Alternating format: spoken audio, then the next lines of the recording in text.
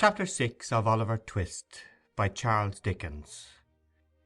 Oliver, being goaded by the taunts of Noah, rouses into action and rather astonishes him. The month's trial over, Oliver was formally apprenticed. It was a nice sickly season just at this time. In commercial phrase, coffins were looking up, and in the course of a few weeks Oliver acquired a great deal of experience. The success of Mr. Sowerberry's ingenious speculation exceeded even his most sanguine hopes. The oldest inhabitants recollected no period at which measles had been so prevalent, or so fatal to infant existence, and many were the mournful processions which little Oliver headed, in a hatband reaching down to his knees, to the indescribable admiration and emotion of all the mothers in the town.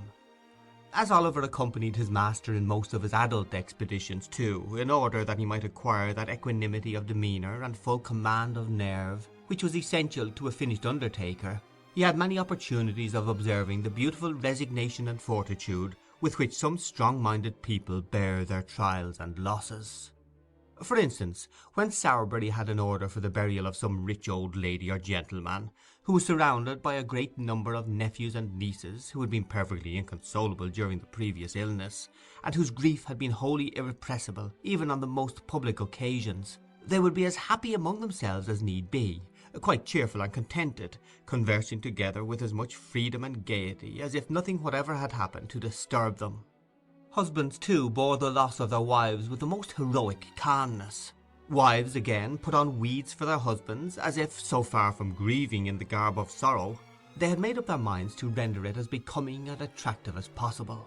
It was observable, too, that ladies and gentlemen who were in passions of anguish during the ceremony of interment recovered almost as soon as they reached home, and became quite composed before the tea-drinking was over. All this was very pleasant and improving to see, and Oliver beheld it with great admiration.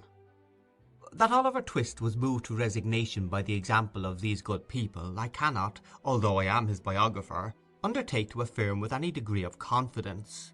But I can most distinctly say that for many months he continued meekly to submit to the domination and ill-treatment of Noah Claypole, who used him far worse than before, now that his jealousy was roused by seeing the new boy promoted to the black stick and hatband, while he, the old one, remained stationary in the muffin cap and leathers. Charlotte treated him ill because Noah did, and Mrs. Sowerberry was his decided enemy because Mr. Sowerberry was disposed to be his friend. So between these three on one side and the glut of funerals on the other, Oliver was not altogether as comfortable as the hungry pig was when he was shut up by mistake in the grain department of a brewery. And now I come to a very important passage in Oliver's history, for I have to record an act, slight and unimportant perhaps in appearance, but which indirectly produced a material change in all his future prospects and proceedings. One day Oliver and Noah had descended into the kitchen at the usual dinner hour, to banquet upon a small joint of mutton, 1.5 pounds of the worst end of the neck, when Charlotte being called out of the way, there ensued a brief interval of time which Noah Claypole, being hungry and vicious, considered he could not possibly devote to a worthier purpose than aggravating and tantalizing young Oliver Twist. Intent upon this innocent amusement, Noah put his feet on the tablecloth and pulled Oliver's hair and twitched his ears, and expressed his opinion that he was a sneak, and furthermore announced his intention of coming to see him hanged, whenever that desirable event should take place, and entered upon various topics of petty annoyance, like a malicious and ill-conditioned charity boy as he was. But none of these taunts producing the desired effect of making Oliver cry, Noah attempted to be more facetious still, and in this attempt did what many small wits with far greater reputations than Noah sometimes do to this day when they want to be funny. He got rather personal. "Workus," said Noah, "how's your mother?" "She's dead," replied Oliver. "Don't you say anything about her to me." Oliver's colour rose as he said this. He breathed quickly, and there was a curious working of the mouth and nostrils, which Mr. Claypole thought must be the immediate precursor of a violent fit of crying. Under this impression he returned to the charge. "What does she die of, Workus?" said Noah. "Of a broken heart, some of her old nurses told me," replied Oliver, more as if he were talking to himself than answering Noah. "I think I know what it must be to die of that." Tall, right flary workus, said Noah, as a tear rolled down Oliver's cheek. What sets you a snivelling now? Not you, replied Oliver, hastily brushing the tear away. Don't think it. Oh, not me, eh? Sneered Noah. No, not you, replied Oliver sharply. There, that's enough. Don't say anything more to me about her. You better not. Better not? Exclaimed Noah. Well, better not. Workus, don't be impudent. Your mother, too. She was a nice one, she was. Oh, law. And here Noah nodded his head expressively and curled up as much of his small red nose as muscular action could collect together for the occasion. You know, Workus, continued Noah, emboldened by Oliver's silence, and speaking in a jeering tone of affected pity, of all tones the most annoying. You know, Workus, it can't be helped now, and of course you couldn't help it then, and I am sorry for it, and I'm sure we all are, and pity her very much. But you must know, Workus, your mother was a regular right-down bad un. What did you say? inquired Oliver, looking up very quickly. A regular right-down bad un, Workus, replied Noah coolly. And it's a great deal better, Workus, that she died when she did, or else she'd have been hard labouring in the Bridewell, or transported, or hung, which is more likely than either, isn't it? Crimson with fury, Oliver started up, overthrew the chair and table, seized Noah by the throat, shook him, in the violence of his rage, till his teeth chattered in his head, and, collecting his whole force into one heavy blow, felled him to the ground. A minute ago the boy had looked the quiet, mild, dejected creature that harsh treatment had made him. But his spirit was roused at last. The cruel insult to his dead mother had set his blood on fire. His breast heaved, his attitude was erect, his eye bright and vivid. His whole person changed as he stood glaring over the cowardly tormentor, who now lay crouching at his feet, and defied him with an energy he had never known before. "He'll murder me!" blubbered Noah. "Charlotte, missus, is the new boy a murdering of me? Help, help, Oliver's gone mad! Charlotte!" Noah's shouts were responded to by a loud scream from Charlotte, and a louder from Mrs. Sowerberry, the former of whom rushed into the kitchen by a side door, while the latter paused on the staircase till she was quite certain that it was consistent with the preservation of human life to come further down. "Oh, you little wretch!" screamed Charlotte, seizing Oliver with her utmost force, which was about equal to that of a moderately strong man in particularly good training. "Oh, you little ungrateful, murderous, horrid villain!" And between every syllable Charlotte gave Oliver a blow with all her might, accompanying it with a scream for the benefit of society. Charlotte's fist was by no means a light one, but lest it should not be effectual in calming Oliver's wrath, Mrs. Sowerberry plunged into the kitchen and assisted to hold him with one hand, while she scratched his face with the other. In this favourable position of affairs Noah rose from the ground and pommelled him behind. This was rather too violent exercise to last long. When they were all wearied out and could tear and beat no longer, they dragged Oliver, struggling and shouting, but nothing daunted, into the dust cellar, and there locked him up. This being done, Mrs. Sowerberry sunk into a chair and burst into tears. "Bless her, she's going off," said Charlotte. "A glass of water, Noah, dear, make haste."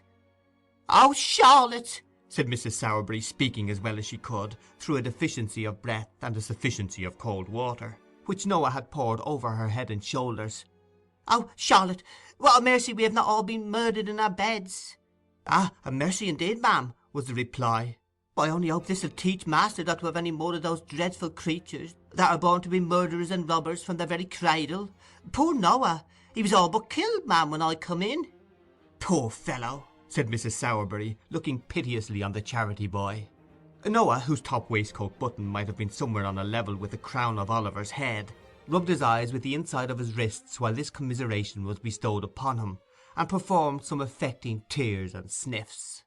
"What's to be done?" exclaimed Mrs. Sowerberry. "Your master's not at home. There's not a man in the house, and he'll kick that door down in 10 minutes.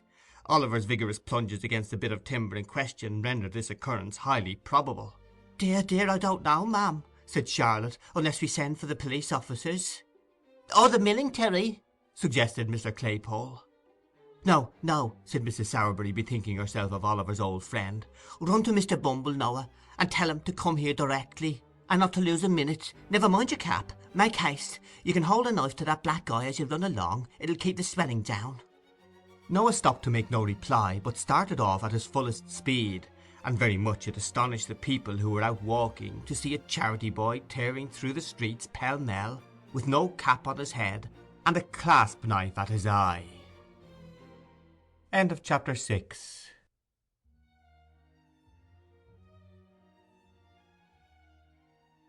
Chapter 7 of Oliver Twist by Charles Dickens. Oliver continues refractory.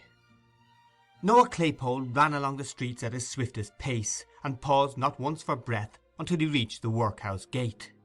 Having rested here for a minute or so, to collect a good burst of sobs and an imposing show of tears and terror, he knocked loudly at the wicket, and presented such a rueful face to the aged pauper who opened it, that even he, who saw nothing but rueful faces about him at the best of times, started back in astonishment. "Why, what's the matter with the boy?" said the old pauper.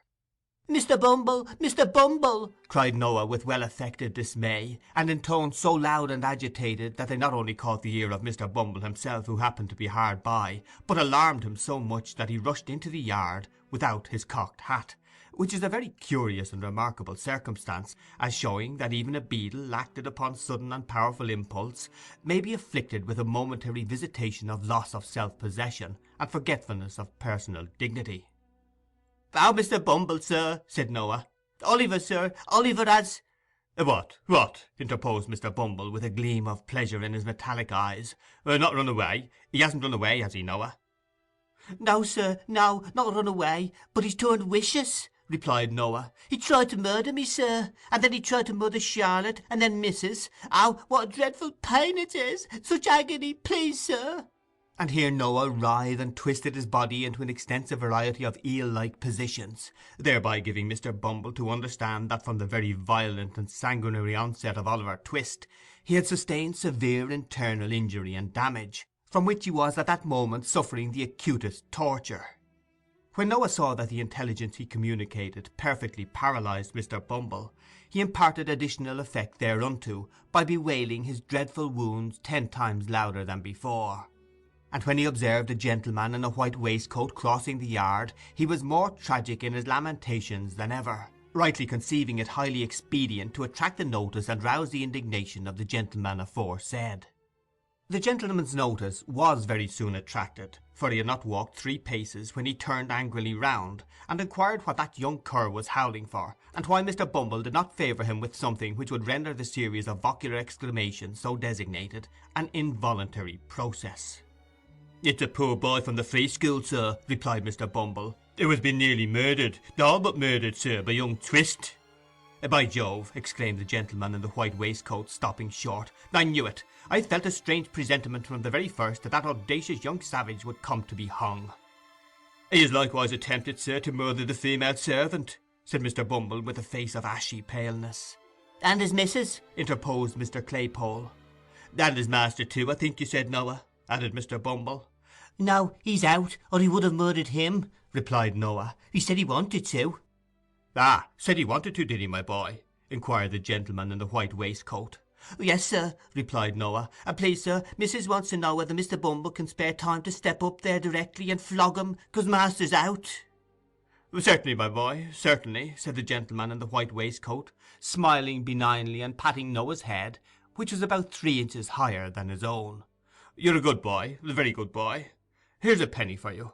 Bumble, just step up to Sowerberry's with your cane, and see what's best to be done. Don't spare him, Bumble."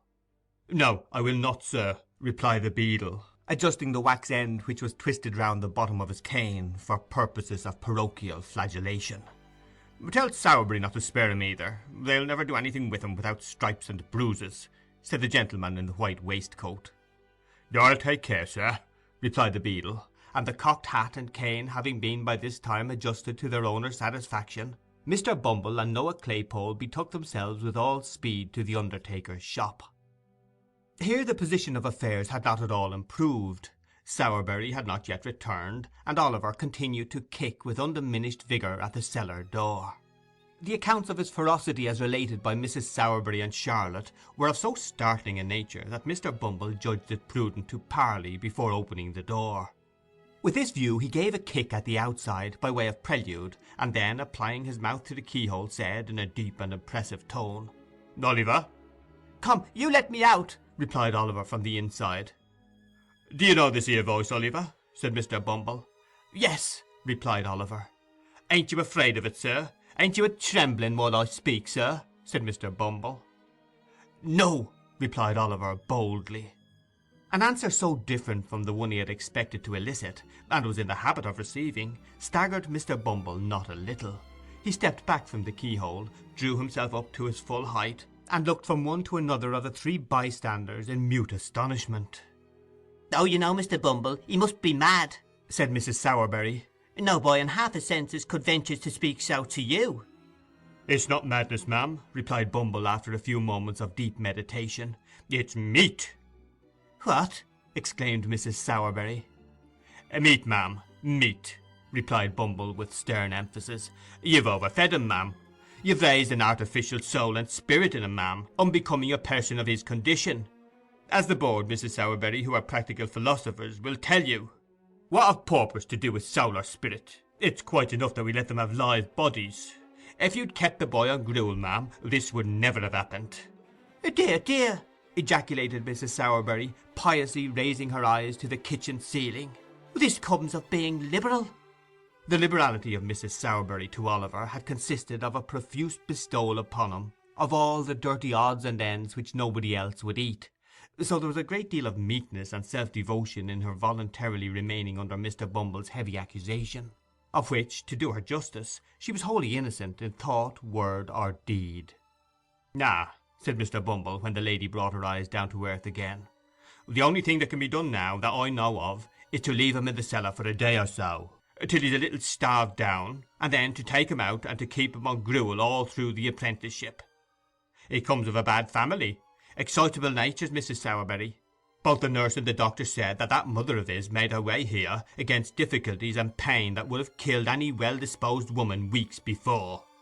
At this point of Mr. Bumble's discourse, Oliver, just hearing enough to know that some allusion was being made to his mother, recommenced kicking with a violence that rendered every other sound inaudible. Sowerberry returned at this juncture.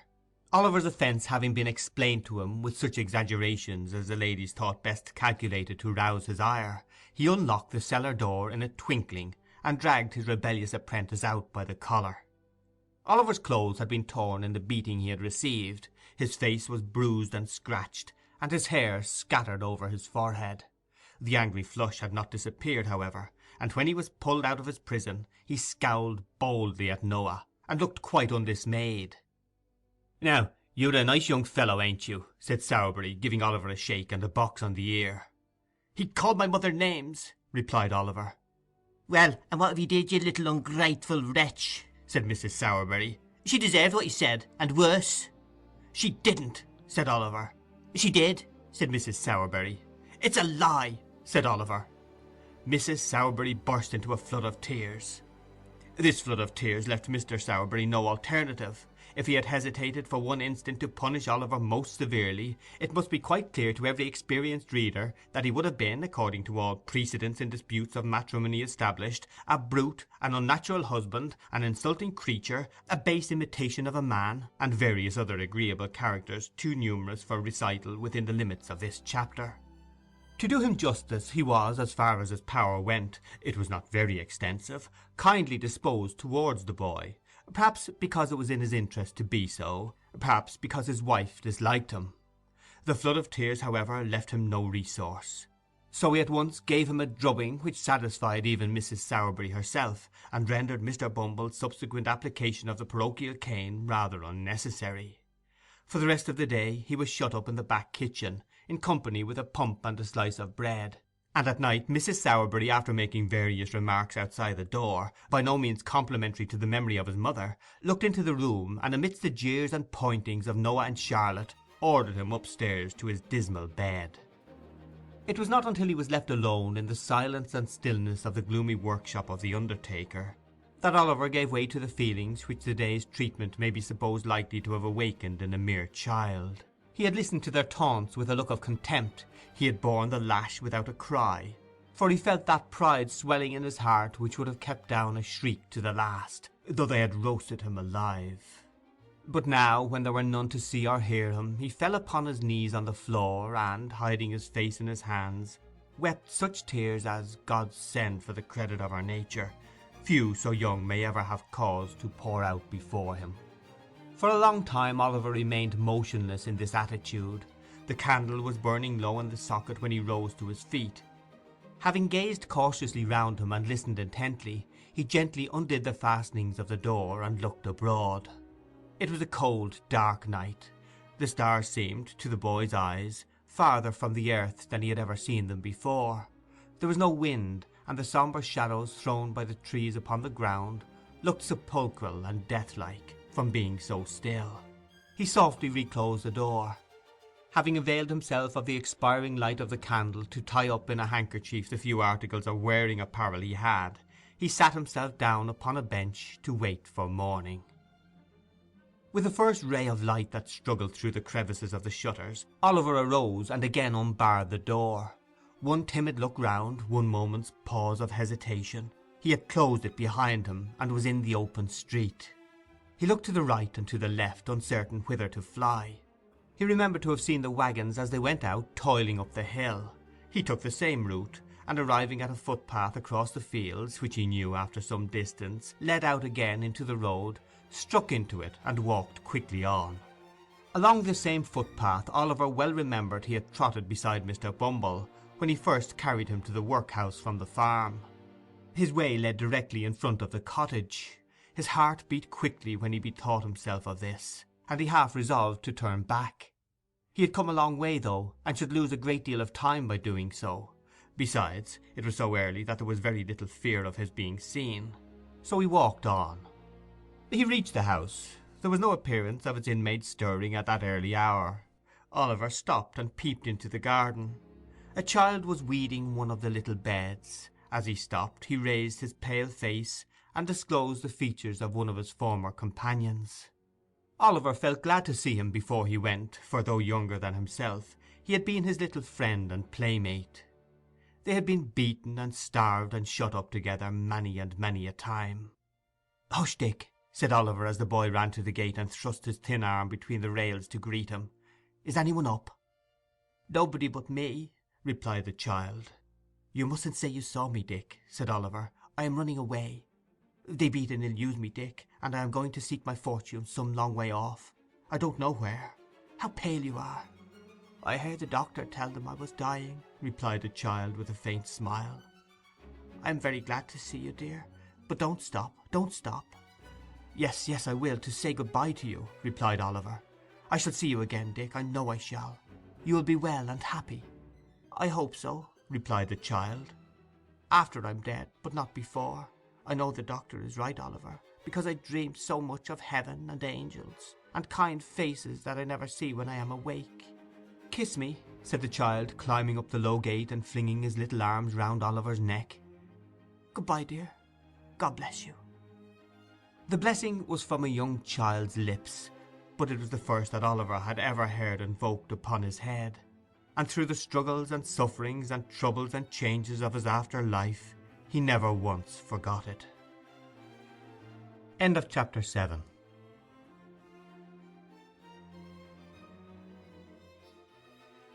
Chapter 8 of Oliver Twist by Charles Dickens. Oliver walks to London. He encounters on the road a strange sort of young gentleman. Oliver reached the stile at which the by-path terminated, and once more gained the high road. It was 8 o'clock now. Though he was nearly 5 miles away from the town, he ran and hid behind hedges by turns till noon, fearing that he might be pursued and overtaken. Then he sat down to rest by the side of the milestone and began to think for the first time where he had better go and try to live. The stone by which he was seated bore, in large characters, an intimation that it was just 70 miles from that spot to London. The name awakened a new train of ideas in the boy's mind. London, that great large place. Nobody, not even Mr. Bumble, could ever find him there. He had often heard the old men in the workhouse, too, say that no lad of spirit need want in London, and that there were ways of living in that vast city which those who had been bred up in country parts had no idea of. It was the very place for a homeless boy who must die in the streets unless someone helped him. As these things passed through his thoughts, he jumped upon his feet and again walked forward. He had diminished the distance between himself and London by full 4 miles more, before he recollected how much he must undergo ere he could hope to reach his place of destination. As this consideration forced itself upon him, he slackened his pace a little, and meditated upon his means of getting there. He had a crust of bread, a coarse shirt, and 2 pairs of stockings in his bundle, and a penny too, a gift of Sowerberry's after some funeral in which he had acquitted himself more than ordinarily well, in his pocket. A clean shirt, thought Oliver, is a very comfortable thing, and so are 2 pairs of darned stockings, and so is a penny, but they are small helps to a 65 miles walk in winter time. But Oliver's thoughts, like those of most other people, although they were extremely ready and active to point out his difficulties, were wholly at a loss to suggest any feasible mode of surmounting them. So, after a good deal of thinking to no particular purpose, he changed his little bundle over to the other shoulder and trudged on. Oliver walked 20 miles that day, and all the time tasted nothing but the crust of dry bread and a few draughts of water which he begged at the cottage doors by the roadside. When the night came, he turned into a meadow, and creeping close under a hayrick, determined to lie there till morning. He felt frightened at first, for the wind moaned dismally over the empty fields, and he was cold and hungry, and more alone than he had ever felt before. Being very tired with his walk, however, he soon fell asleep and forgot his troubles. He felt cold and stiff when he got up next morning, and so hungry that he was obliged to exchange the penny for a small loaf in the very first village through which he passed. He had walked no more than 12 miles when night closed in again. His feet were sore, and his legs were so weak that they trembled beneath him. Another night passed in the bleak damp air made him worse. When he set forward on his journey next morning, he could hardly crawl along. He waited at the bottom of a steep hill till a stage-coach came up, and then begged of the outside passengers. But there were very few who took any notice of him, and even those told him to wait till they got to the top of the hill, and then let them see how far he could run for a halfpenny. Poor Oliver tried to keep up with the coach a little way, but was unable to do it, by reason of his fatigue and sore feet. When the outside saw this, they put their halfpence back into their pockets again, declaring that he was an idle young dog and didn't deserve anything, and the coach rattled away and left only a cloud of dust behind. In some villages large painted boards were fixed up, warning all persons who begged within the district that they would be sent to jail. This frightened Oliver very much, and made him glad to get out of those villages with all possible expedition. In others he would stand about the inn-yards and look mournfully at every one who passed, a proceeding which generally terminated in the landlady's ordering one of the post-boys who were lounging about to drive that strange boy out of the place, for she was sure he had come to steal something. If he begged at a farmer's house, 10 to 1 they threatened to set the dog on him, and when he showed his nose in a shop they talked about the beadle, which brought Oliver's heart into his mouth, very often the only thing he had there for many hours together. In fact, if it had not been for a good-hearted turnpike man and a benevolent old lady, Oliver's troubles would have been shortened by the very same process which had put an end to his mother's. In other words, he would most assuredly have fallen dead upon the king's highway. But the turnpike man gave him a meal of bread and cheese, and the old lady, who had a shipwrecked grandson wandering barefoot in some distant part of the earth, took pity upon the poor orphan and gave him what little she could afford, and more, with such kind and gentle words, and such tears of sympathy and compassion, that they sank deeper into Oliver's soul than all the sufferings he had ever undergone. Early on the 7th morning after he had left his native place, Oliver limped slowly into the little town of Barnet. The window shutters were closed, the street was empty, not a soul had awakened to the business of the day. The sun was rising in all its splendid beauty, but the light only served to show the boy his own lonesomeness and desolation as he sat, with bleeding feet and covered with dust, upon a doorstep. By degrees the shutters were opened, the window blinds were drawn up, and people began passing to and fro. Some few stopped to gaze at Oliver for a moment or two, or turned round to stare at him as they hurried by, but none relieved him, or troubled themselves to inquire how he came there. He had no heart to beg, and there he sat. He had been crouching on the step for some time, wondering at the great number of public houses. Every other house in Barnet was a tavern, large or small, gazing listlessly at the coaches as they passed through, and thinking how strange it seemed that they could do with ease in a few hours what it had taken him a whole week of courage and determination beyond his years to accomplish, when he was roused by observing that a boy, who had passed him carelessly some minutes before, had returned, and was now surveying him most earnestly from the opposite side of the way. He took little heed of this at first, but the boy remained in the same attitude of close observation so long, that Oliver raised his head and returned his steady look. Upon this the boy crossed over, and, walking close up to Oliver, said, "Hello, my covey, what's the row?" The boy who addressed this inquiry to the young wayfarer was about his own age, but one of the queerest-looking boys that Oliver had ever seen. He was a snub-nosed, flat-browed, common-faced boy enough, and as dirty a juvenile as one would wish to see, but he had about him all the airs and manners of a man. He was short of his age, with rather bow legs and little, sharp, ugly eyes. His hat was stuck on the top of his head so lightly that it threatened to fall off every moment, and would have done so very often, if the wearer had not had a knack of every now and then giving his head a sudden twitch, which brought it back to its old place again. He wore a man's coat which reached nearly to his heels. He had turned the cuffs back half-way up his arm, to get his hands out of the sleeves, apparently with the ultimate view of thrusting them into the pockets of his corduroy trousers, for there he kept them. He was altogether as roystering and swaggering a young gentleman as ever stood 4 feet 6, or something less, in the bluchers. "Hello, my covey, what's the row?" said this strange young gentleman to Oliver. "I am very hungry and tired," replied Oliver, the tears standing in his eyes as he spoke. "I have walked a long way. I have been walking these 7 days." "Walking for 7 days?" said the young gentleman. "Oh, I see. Beak's order, eh? But," he added, noticing Oliver's look of surprise, "I suppose you don't know what a beak is, my flash companion?" Oliver mildly replied that he had always heard a bird's mouth described by the term in question.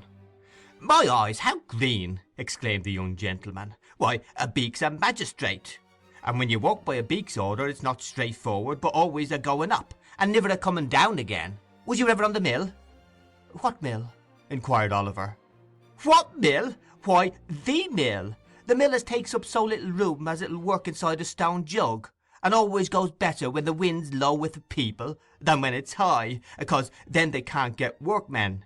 But come," said the young gentleman, "you want grub, and you shall have it.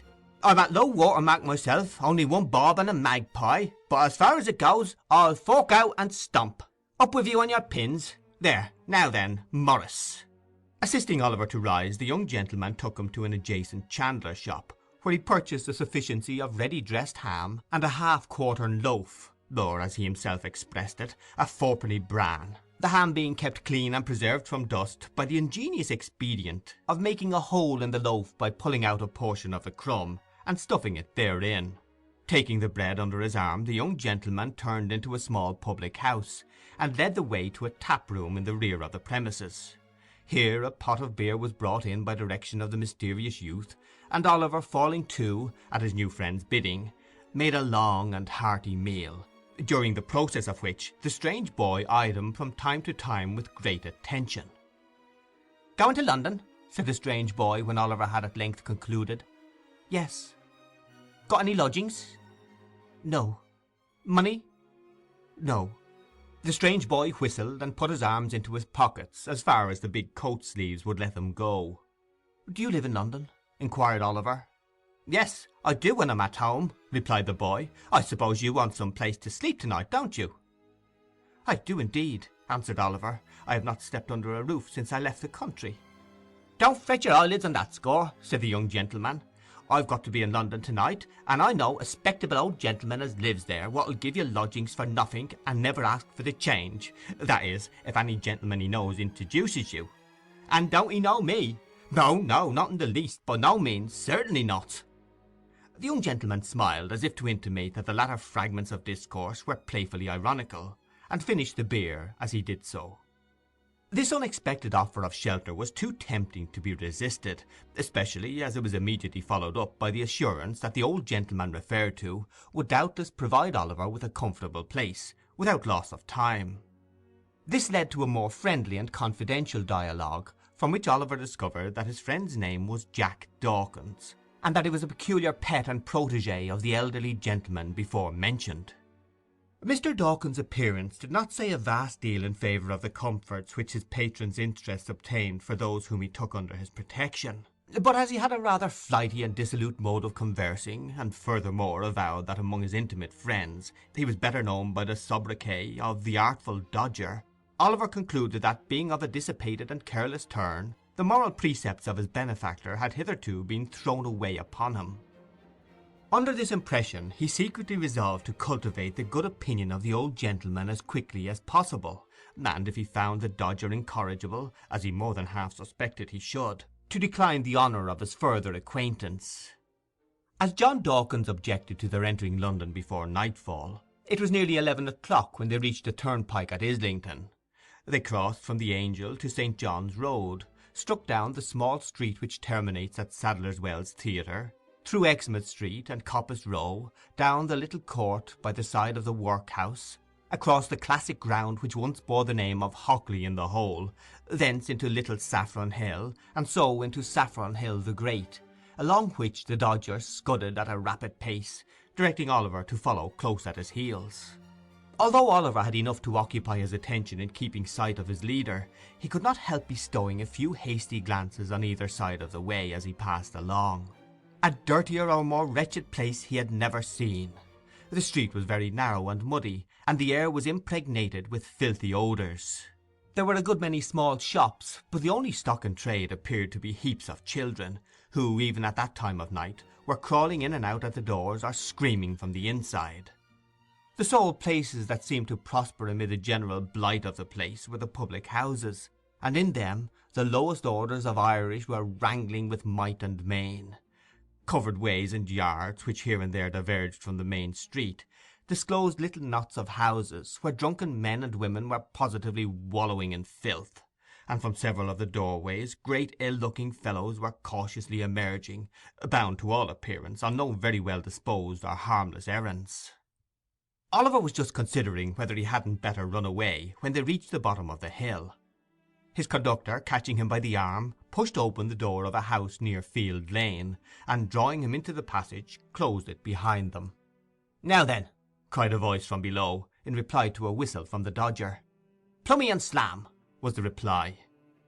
This seemed to be some watchword or signal that all was right, for the light of a feeble candle gleamed on the wall at the remote end of the passage, and a man's face peeped out, from where a balustrade of the old kitchen staircase had been broken away.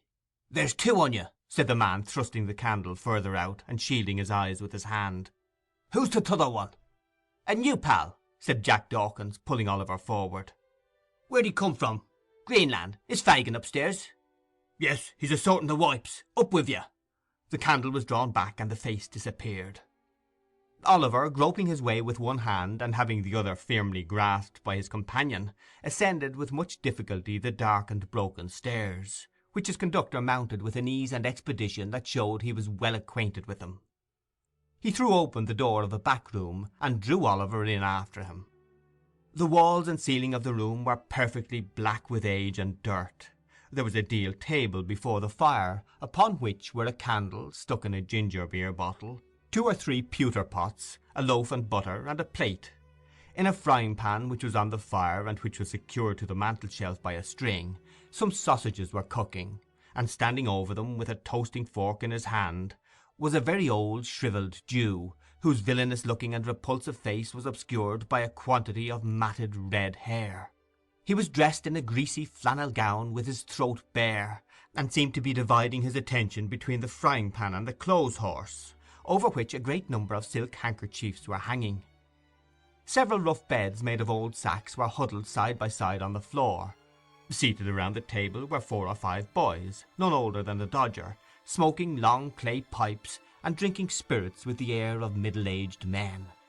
These all crowded about their associate as he whispered a few words to the Jew, and then turned round and grinned at Oliver. So did the Jew himself, toasting-fork in hand. "This is him, Fagin," said Jack Dawkins, "my friend Oliver Twist." The Jew grinned, and making a low obeisance to Oliver, took him by the hand, and hoped he should have the honour of his intimate acquaintance. Upon this the young gentleman with the pipes came round him, and shook both his hands very hard, especially the one in which he held his little bundle. One young gentleman was very anxious to hang up his cap for him, and another was so obliging as to put his hands in his pockets, in order that, as he was very tired, he might not have the trouble of emptying them himself when he went to bed. These civilities would probably be extended much further, but for the liberal exercise of the Jew's toasting-fork on the heads and shoulders of the affectionate youths who offered them.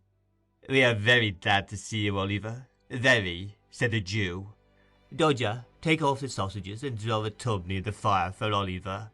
Ah, you were staring at the pocket handkerchiefs, eh, my dear?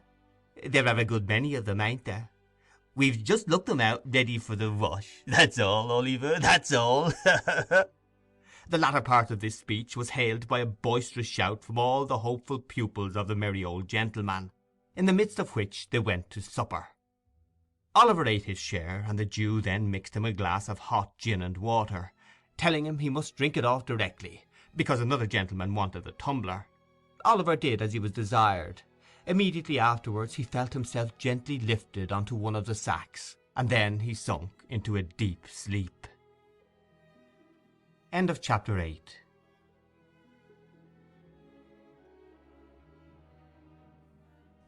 Chapter 9 of Oliver Twist by Charles Dickens, containing further particulars concerning the pleasant old gentleman and his hopeful pupils. It was late next morning when Oliver awoke from a sound long sleep. There was no other person in the room but the old Jew, who was boiling some coffee in a saucepan for breakfast, and whistling softly to himself as he stirred it round and round with an iron spoon. He would stop every now and then to listen when there was the least noise below, and when he had satisfied himself he would go on whistling and stirring again as before. Although Oliver had roused himself from sleep, he was not thoroughly awake. There is a drowsy state between sleeping and waking when you dream more in 5 minutes with your eyes half open, and yourself half conscious of everything that is passing around you, than you would in 5 nights with your eyes fast closed and your senses wrapped in perfect unconsciousness. At such time a mortal knows just enough of what his mind is doing to form some glimmering conception of its mighty powers, its bounding from earth and spurning time and space, when freed from the restraint of its corporeal associate. Oliver was precisely in this condition. He saw the Jew with his eyes half closed, heard his low whistling, and recognized the sound of the spoon grating against the saucepan's sides, and yet the self-same senses were mentally engaged at the same time in busy action with almost everybody he had ever known. When the coffee was done, the Jew drew the saucepan to the hob. Standing then in an irresolute attitude for a few minutes, as if he did not well know how to employ himself, he turned round and looked at Oliver, and called him by his name. He did not answer, and was to all appearances asleep. After satisfying himself upon this head, the Jew stepped gently to the door, which he fastened. He then drew forth, as it seemed to Oliver from some trap in the floor, a small box which he placed carefully on the table. His eyes glistened as he raised the lid and looked in. Dragging an old chair to the table, he sat down, and took from it a magnificent gold watch, sparkling with jewels.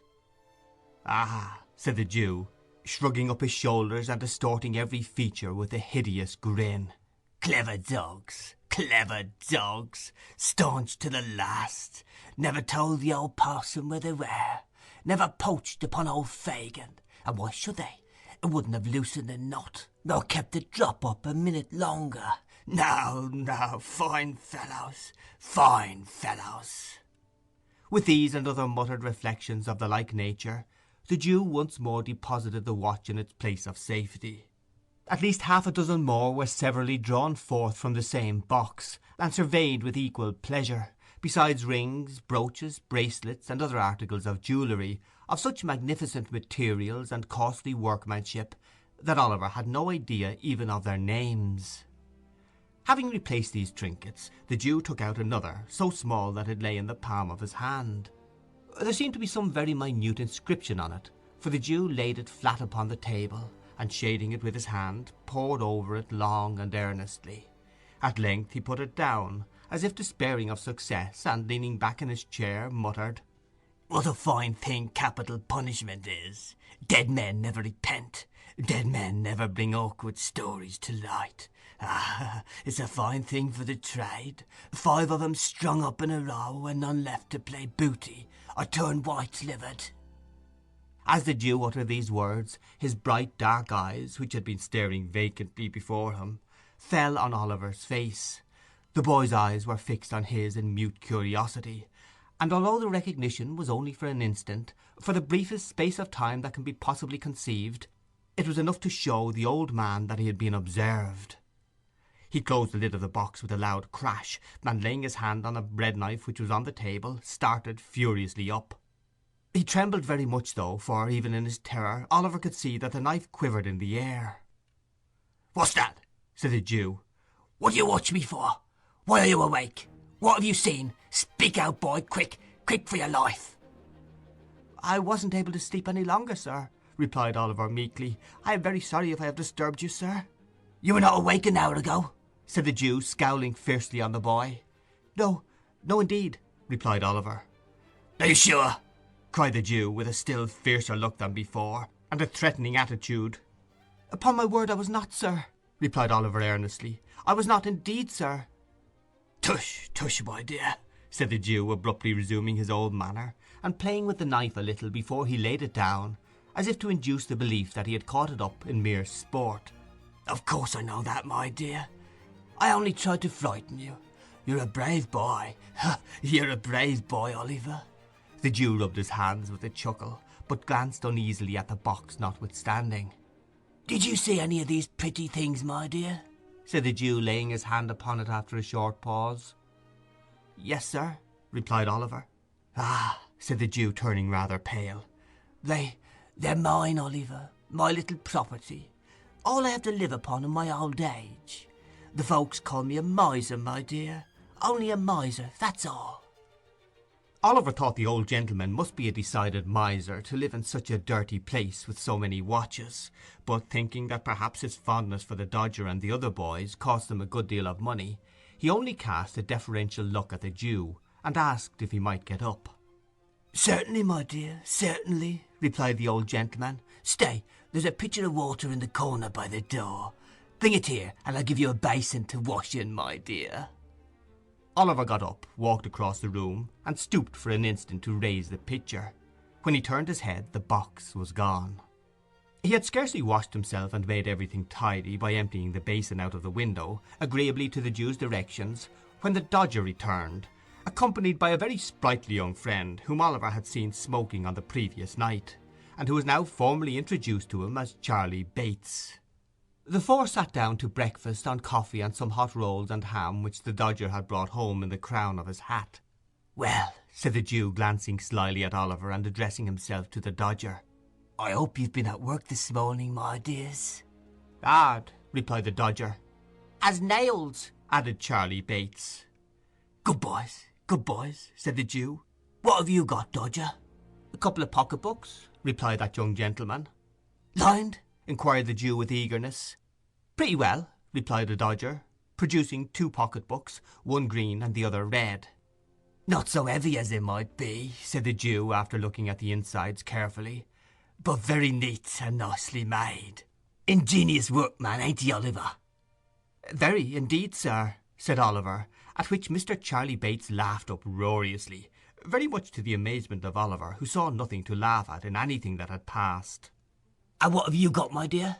said Fagin to Charley Bates. "Wipes," replied Master Bates, at the same time producing 4 pocket handkerchiefs. "Well," said the Jew, inspecting them closely, "they're very good ones, very. You haven't marked them well, though, Charley, so the marks shall have to be picked out with a needle, and we teach Oliver how to do it. Shall us, Oliver, eh?" "If you please, sir," said Oliver. "You'd like to be able to make pocket handkerchiefs as easy as Charley Bates, wouldn't you, my dear?" said the Jew. "Very much indeed, if you'll teach me, sir," replied Oliver. Master Bates now saw something so exquisitely ludicrous in this reply that he burst into another laugh, which laugh, meeting the coffee he was drinking and carrying it down some wrong channel, very nearly terminated in his premature suffocation. "He is so jolly green," said Charley when he recovered, as an apology to the company for his unpolite behaviour. The Dodger said nothing, but he smoothed Oliver's hair over his eyes and said he'd know better by and by, upon which the old gentleman, observing Oliver's colour mounting, changed the subject by asking whether there had been much of a crowd at the execution that morning. This made him wonder more and more, for it was plain from the replies of the two boys that they had both been there, and Oliver naturally wondered how they could possibly have found time to be so very industrious. When the breakfast was cleared away, the merry old gentleman and the two boys played at a very curious and uncommon game, which was performed in this way: the merry old gentleman placing a snuff-box in one pocket of his trousers, a note-case in the other, and a watch in his waistcoat pocket with a guard-chain round his neck, and sticking a mock diamond pin in his shirt, buttoned his coat tight round him, and putting his spectacle-case and handkerchief in his pockets, trotted up and down the room with a stick, in imitation of the manner in which old gentlemen walk about the streets any hour in the day. Sometimes he stopped at the fireplace, and sometimes at the door, making believe that he was staring with all his might into shop windows. At such times he would look constantly round him, for fear of thieves, and would keep slapping all his pockets in turn to see that he hadn't lost anything, in such a very funny and natural manner that Oliver laughed till the tears ran down his face. All this time the two boys followed him closely about, getting out of sight so nimbly every time he turned round that it was impossible to follow their motions. At last the Dodger trod upon his toes, or ran upon his boot accidentally, while Charley Bates stumbled up against him behind. And in that one moment they took from him with the most extraordinary rapidity snuff-box, note-case, watch-guard, chain, shirt-pin, pocket-handkerchief, even the spectacle-case. If the old gentleman felt a hand in any one of his pockets, he cried out where it was, and the game began all over again. When this game had been played a great many times, a couple of young ladies called to see the young gentlemen, one of whom was named Bet and the other Nancy. They wore a good deal of hair, not very neatly turned up behind, and were rather untidy about the shoes and stockings. They were not exactly pretty, perhaps, but they had a great deal of colour in their faces, and looked quite stout and hearty. Being remarkably free and agreeable in their manners, Oliver thought them very nice girls indeed, as there is no doubt they were. The visitors stopped a long time. Spirits were produced in consequence of one of the young ladies complaining of a coldness in her inside, and the conversation took a very convivial and improving turn. At length Charley Bates expressed his opinion that it was time to pad the hoof. This, it occurred to Oliver, must be French for going out, for directly afterwards the Dodger and Charley and the two young ladies went away together, having been kindly furnished by the amiable old Jew with money to spend.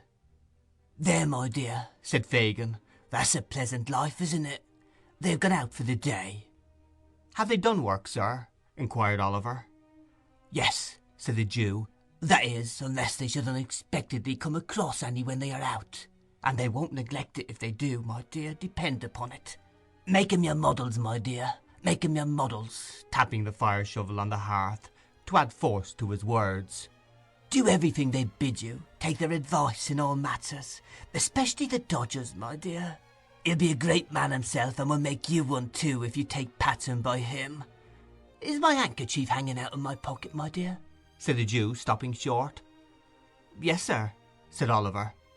"See if you can take it out without my feeling it, as you saw them do when we were at play this morning."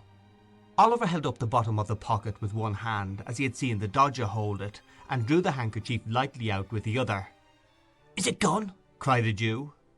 "Here it is, sir," cried Oliver, showing it in his hand. "You're a clever boy, my dear," said the playful old gentleman, patting Oliver on the head approvingly.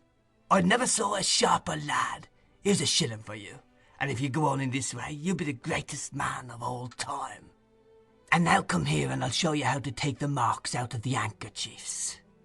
Oliver wondered what picking the old gentleman's pocket in play had to do with his chances of being a great man, but thinking that the old Jew, being so much his senior, must know best, he followed him quietly to the table, and was soon deeply involved in his new study.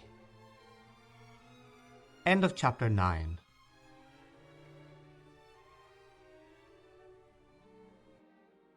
Chapter 10 of Oliver Twist by Charles Dickens. Oliver becomes better acquainted with the characters of his new associates, and purchases experience at a high price, being a short but very important chapter in this history. For many days Oliver remained in the Jew's room, picking the marks out of the pocket handkerchiefs, of which a great number were brought home, and sometimes taking part in the game already described, which the two boys and the Jew played regularly every morning. At length he began to languish for fresh air, and took many occasions of earnestly entreating the old gentleman to allow him to go out to work with his two companions. Oliver was rendered the more anxious to be actively employed by what he had seen of the stern morality of the old gentleman's character. Whenever the Dodger or Charley Bates came home at night empty-handed, he would expatiate with great vehemence on the misery of idle and lazy habits, and would enforce upon them the necessity of an active life, by sending them supperless to bed. On one occasion, indeed, he even went so far as to knock them both down a flight of stairs, but this was carrying out his virtuous precepts to an unusual extent. At length one morning Oliver obtained the permission he had so eagerly sought. There had been no handkerchiefs to work upon for 2 or 3 days, and the dinners had been rather meagre. Perhaps these were reasons for the old gentleman's giving his assent, but whether they were or no, he told Oliver he might go, and placed him under the joint guardianship of Charley Bates and his friend the Dodger. The 3 boys sallied out, the Dodger with his coat sleeves tucked up and his hat cocked as usual, Master Bates sauntering along with his hands in his pockets, and Oliver between them, wondering where they were going and what branch of manufacture he would be instructed in first. The pace at which they went was such a very lazy, ill-looking saunter, that Oliver soon began to think his companions were going to deceive the old gentleman by not going to work at all.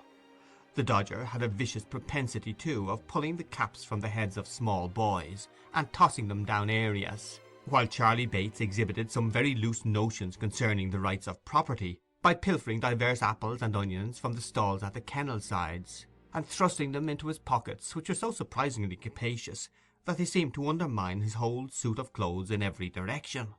These things looked so bad that Oliver was on the point of declaring his intention of seeking his way back in the best way he could, when his thoughts were suddenly directed into another channel by a very mysterious change of behaviour on the part of the Dodger. They were just emerging from a narrow court not far from the open square in Clerkenwell, which is yet called by some strange perversion of terms the Green, when the Dodger made a sudden stop, and laying his finger on his lips, drew his companions back again with the greatest caution and circumspection. "What's the matter?" demanded Oliver.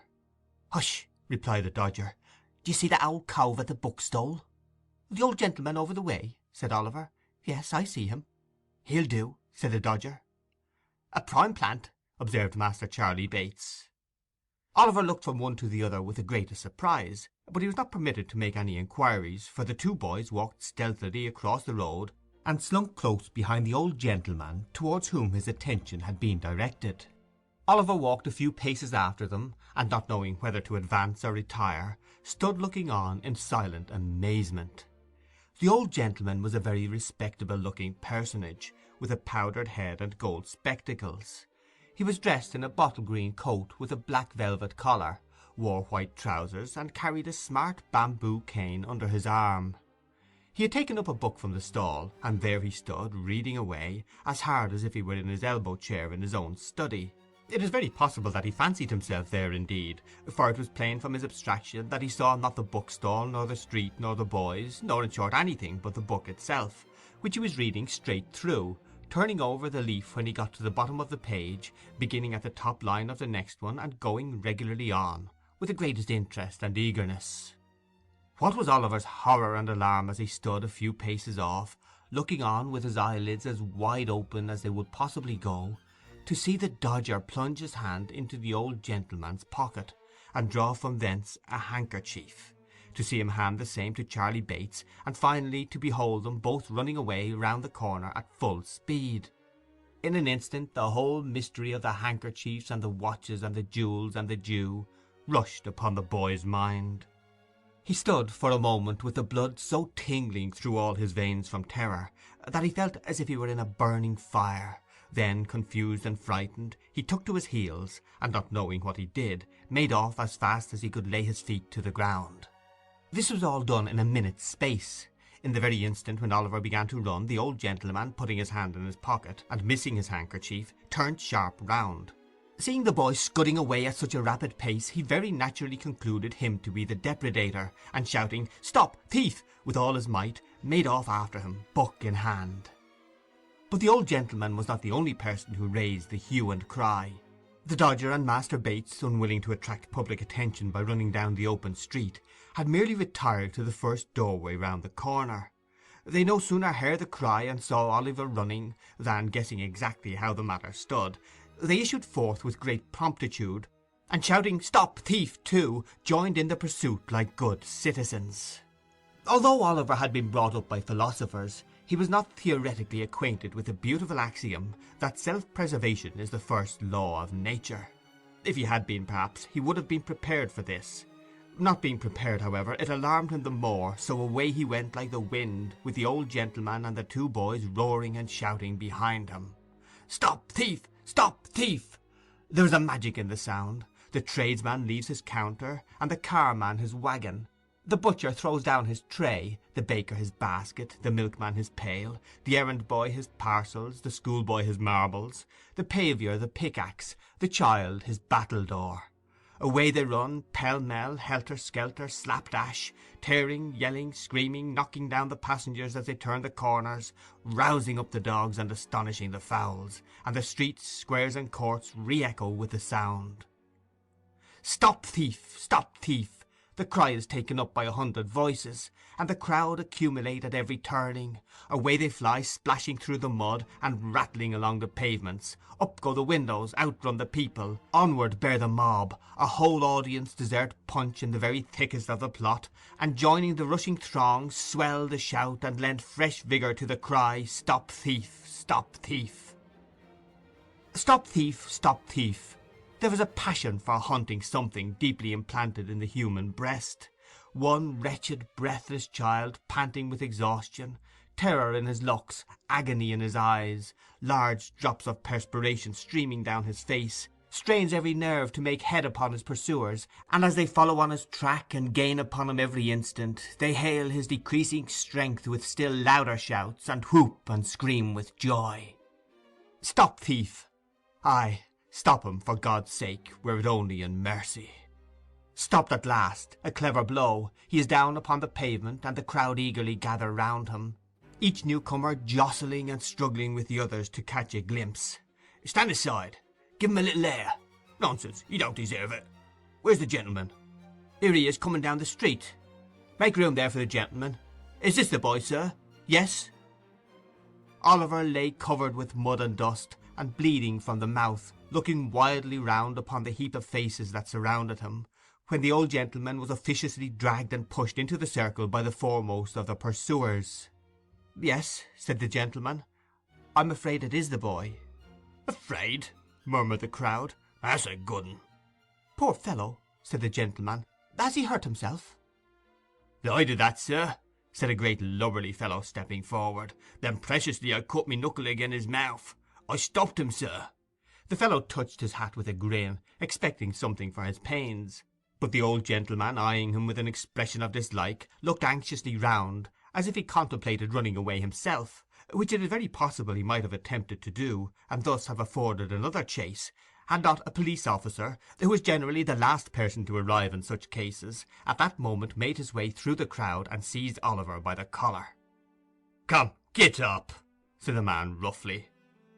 "It wasn't me, sir. Indeed, it was two other boys," said Oliver, clasping his hands passionately and looking round. "They're here somewhere." No, they ain't," said the officer. He meant this to be ironical, but it was true besides, for the Dodger and Charley Bates had filed off down the first convenient court they came to. "Come, get up." "Don't hurt him," said the old gentleman compassionately. "Oh, no, I won't hurt him," replied the officer, tearing his jacket half off his back in proof thereof. "Come, I know you. It won't do. Will you stand upon your legs, you young devil?" Oliver, who could hardly stand, made a shift to raise himself on his feet, and was at once lugged along the streets by the jacket collar at a rapid pace. The gentleman walked on with them by the officer's side, and as many of the crowd as could achieve the feat got a little ahead, and stared back at Oliver from time to time. The boys shouted in triumph, and on they went. Chapter 10